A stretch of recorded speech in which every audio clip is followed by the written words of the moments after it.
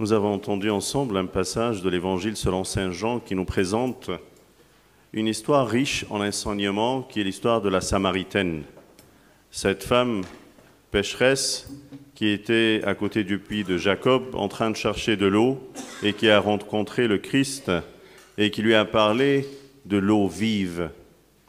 Cet évangile, selon le calendrier copte, est lu 3 fois, 3 dimanches, le 4e dimanche du carême, avec un message clé qui est le repentir.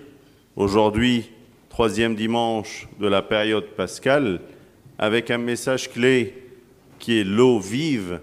Et la 3e fois, c'est le jour de la Pentecôte, dans la prière de la prosternation, c'est-à-dire dans l'après-midi, pour nous faire apprendre l'adoration en esprit et en vérité. 3 fois avec 3 messages clés très importants.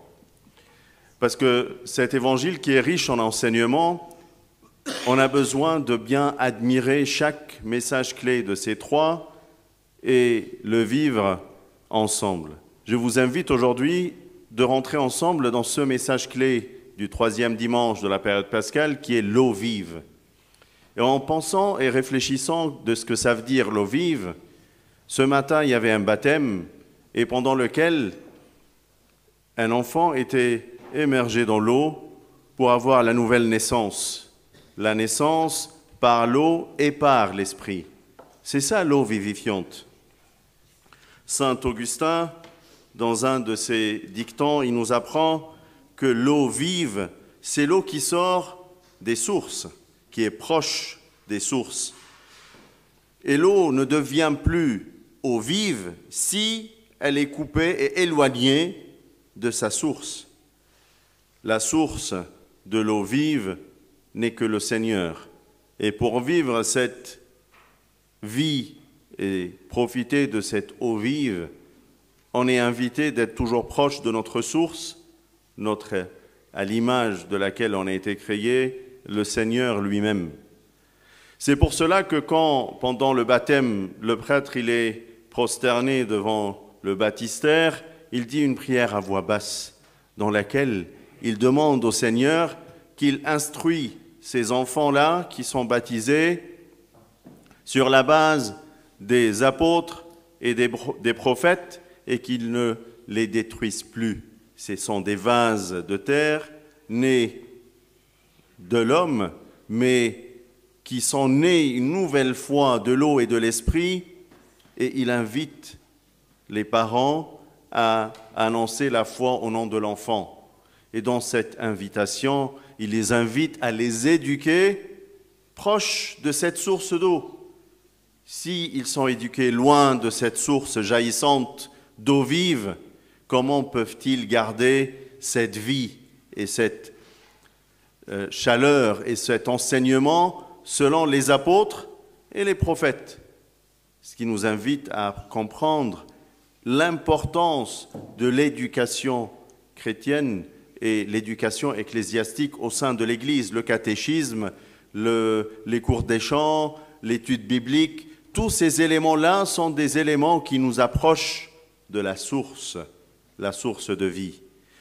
Pas uniquement la messe pendant laquelle c'est une affinité, c'est une finalité, la messe. Je dois me préparer tout au long de ma semaine par des cours, des lectures, des sermons, des enseignements qui me préparent à arriver à la messe bien préparée. C'est ça que je suis instruit sur la base des apôtres et des prophètes. Mais si je m'éloigne de ces enseignements, la source stagne, et l'eau stagne et elle attire les bactéries, elle attire la saleté et elle devient pleine de boue. Le péché trouvera un lieu où il sera bien présent et bien à l'aise. Ce n'est pas une eau vive qui est vulnérable à la saleté, mais c'est l'eau stagne, loin de sa source. Méditons ensemble ce dicton de saint Augustin et tirons bien enseignement de ces paroles. C'est pour cela que le Seigneur a dit à la Samaritaine, « Celui qui boit de cette eau n'aura jamais soif. » Ce qui correspond à un verset de Proverbe, que l'âme rassasiée piétine le miel, mais l'âme affamée a tout mal, toute amertume est bonne. Est-ce que je suis bien rassasié ou bien je suis affamé? Quand je suis rassasié de la source vivifiante du Seigneur, je piétine le miel. Quand tu es bien calé et on t'offre un gâteau bien préparé, tu dis, mais peut-être un peu plus tard, j'ai plus l'appétit. Mais quand tu es affamé et on te présente n'importe quoi, tu vas le manger. C'est ça l'âme rassasiée. Ton âme qui est rassasiée de l'amour de son Seigneur, ce n'est pas n'importe quel amour qu'elle va accepter. Quand tu as soif à l'amour, le premier texto qui est envoyé avec un petit cœur, tu fonds et tu te donnes sans limite, sans réfléchir et sans penser. Mais quand tu es rassasié de l'amour de ton Seigneur, tu médites, tu réfléchis, tu discernes ce qui est bien de ce qui est mal. Mais quand tu es affamé, tu n'arrives plus à discerner. Tu manges. J'ai faim. Tu le dis parfois dans ta confession. J'ai fait cela parce que j'avais faim assis ou cela. J'avais besoin de sentir que je suis aimé, que je suis important dans la vie des uns et des autres. Fais attention parce que tu es déjà important au nom et dans les yeux de ton Sauveur, de ton Seigneur qui a donné sa vie, son âme sur la croix pour toi et pour moi. Son amour infini nous comble. Cet amour qui a présenté à la Samaritaine a fait en sorte qu'elle a abandonné cette cruche. Elle a tout abandonné. Elle est partie annoncer à tout le village. Il y a un homme qui m'a dit tout ce que j'ai fait. Mais comment il me l'a dit? C'est vraiment intéressant cette phrase. Il y a un homme qui m'a dit tout ce que j'ai fait. Mais tu aurais pu avoir honte quand on te dit tout ce que tu as fait. Tu aurais pu ne pas aimer qu'il te dit et qu'il t'annonce ce que tu as fait. Mais le comment du Seigneur, la douceur et l'amour du Seigneur qu'il a présenté à cette femme a fait en sorte qu'elle abandonne tout. J'ai connu une source d'amour que j'ai cherchée toute ma vie. J'en ai connu 7 hommes dans ma vie. Mais personne d'entre ces 7-là ne m'a donné un amour comme lui, comme Jésus. Est-ce que tu as goûté à son amour? Est-ce que tu sais comment il t'aime? Est-ce que tu reconnais que ton nom est gravé sur la palme de sa main, que tu es important en ses yeux? Il était là, assis, à côté du puits, en attendant la Samaritaine. Il était là, exprès pour l'attendre, pour cette rencontre bien précieuse et importante. Il t'attend à côté du puits pour te donner l'eau vive, l'eau vivifiante. Mais il a dit dans Jean 7, vous avez abandonné la source d'eau vive et vous avez creusé pour vous des citernes crevassées qui ne retiennent pas l'eau. C'est ça le souci, c'est qu'on a abandonné cette source vivifiante et chacun a creusé pour lui des citernes crevassées. À chaque fois que tu remplis l'eau, il n'y a plus rien. J'ai toujours soif. J'ai plus rien dans la main. Ma main est vide. Parce que ma main dans la main du Seigneur tient bien le bonheur, tient bien la vraie joie. Mais ma main tout seule fait glisser l'eau et je trouve toujours mes mains vides, malgré toute l'abondance dans laquelle il me donne. Est-ce que je suis reconnaissant de ce qu'il m'a donné? Est-ce que j'arrive avec la Samaritaine dire, il y a un homme qui m'a dit tout ce que j'ai fait, il y a un homme qui connaît mon cœur et tout ce que je fais, mais qui m'aime encore et que je suis important dans ses yeux. Instruis-les, Seigneur, sur la base des apôtres et des prophètes. Et vivons ensemble sur cette base des apôtres et prophètes, proches de son enseignement, proches de notre source d'eau vive, afin de trouver les fruits, parce que loin de cette source, tu seras sec et tu n'auras pas de fruits.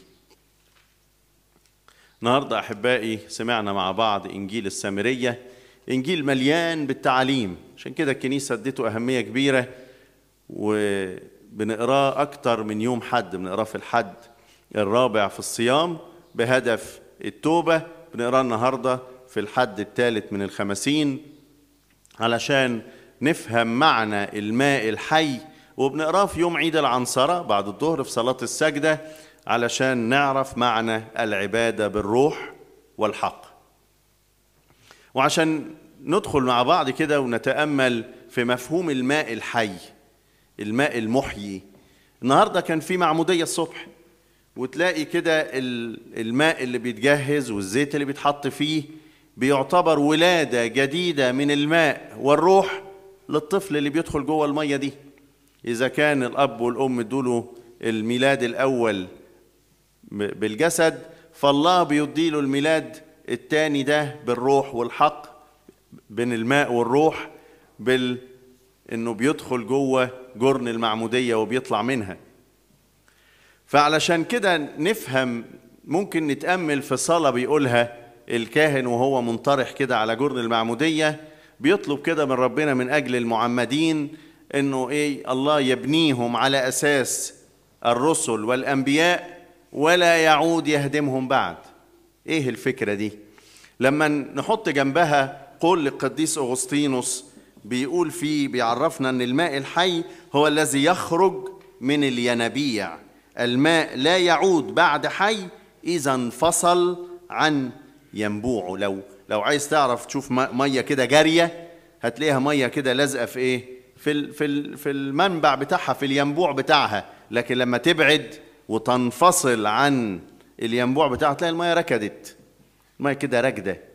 عشان كده يقول الكاهن الصلاة دي ويخلي الأب والأم يتعهدوا بأنهم هيحفظوا الإيمان ويعلموه، بيقولوا جزء من قانون الإيمان عن الطفل، علشان يكونوا مدعوين إن هم يربوا هذا الطفل على أساس الرسل والأنبياء. هو ده الأساس، هو ده أساس التربية، إنك هتحفظ الطفل ده اللي انت خدته من الينبوع الماء الحي ده جنب هذا الينبوع، مش تبعده. لا، هتجيبوا مدارس الأحد وتعلموا ألحان وتحفظه وتربيه وتكبره جنب نبع المية الدائم اللي هيخليه دايما ماء حي. لكن لو انفصل يبقى المية الراكدة تبقى مصدر لكل بكتيريا وكل ميكروبات تيجي وكل حاجات مش كويسة، وتبقى مية كده ملهاش نفع، ما ينفعش تشرب منها، ما ينفعش تتروي بيها. الماء لا يروي، ما يفضش منه كده حياة، بل يكون ماء تبص عليه تفتكر انه ماء ميت، ماء ملوش زي كده ملوش اي مصدر حياة. فحافظ على نفسك انت نفسك كمان جنب الماء الحي.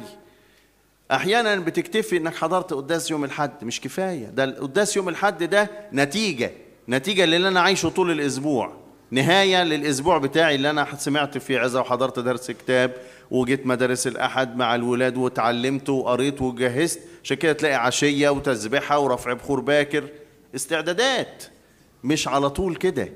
مش أقعد أفاصل مع أبونا هاجي الساعة كام عشان أتناول. ده أنا بستعد من يوم الاثنين ليوم الحد اللي هاجي فيه تناول، ولو في قداس في وسط الأسبوع هاجي كمان. ده أنا عايز ما انفصلش عن مصدر الماء الحي بتاعي، عايز أفضل دايما لازق كده فيه، عايز الماء ده يفيض عليا ويملاني علشان أفضل أنا كمان مية جارية حلوة جميلة، ليها طعم وليها مذاق وليها لون وليها بهجة وليها فرح، ليها معنى. الزق في مخلصك، الزق في المسيح، اوعى تبعد عن مصدر الماء الحي.